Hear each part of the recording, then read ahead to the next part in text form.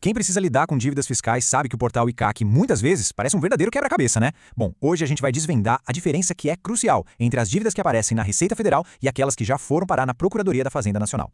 Entender isso é, sem exagero, a chave para a saúde financeira de qualquer negócio. Bora lá? Pensa numa dívida fiscal da seguinte forma. Ela é um sintoma que precisa de um diagnóstico, um check-up, ou já é uma emergência que exige uma corrida para o hospital? A resposta para essa pergunta define toda a estratégia, e ela está escondida em dois lugares bem diferentes dentro do sistema.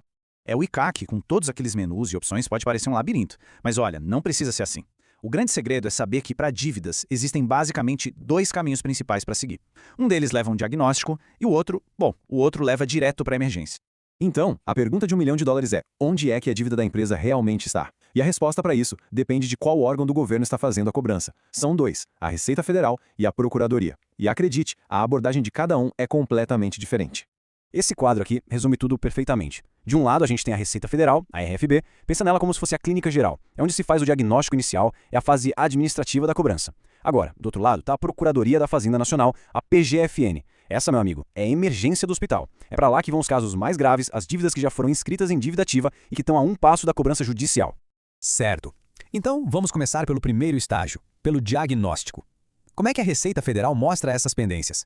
A consulta na RFB é o ponto de partida, sabe? É o check-up geral, o panorama quase completo da situação fiscal.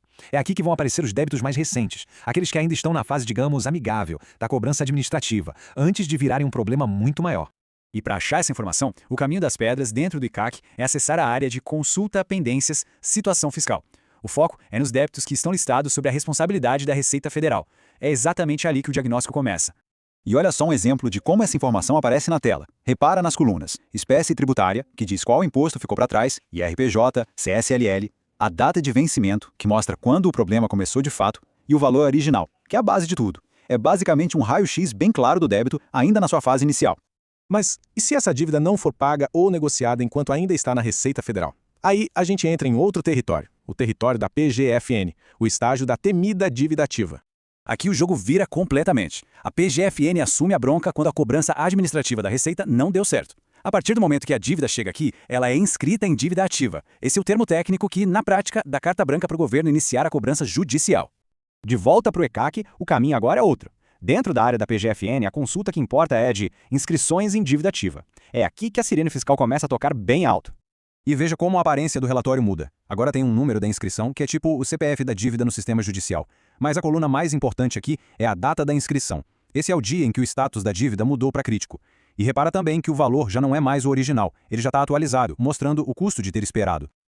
Ok, a gente viu os dois relatórios. Agora vamos ao que interessa, decifrar o que esses detalhes todos realmente significam na prática. Na hora de analisar esses relatórios, o foco tem que ser em responder 3 perguntas-chave. Primeiro, o quê?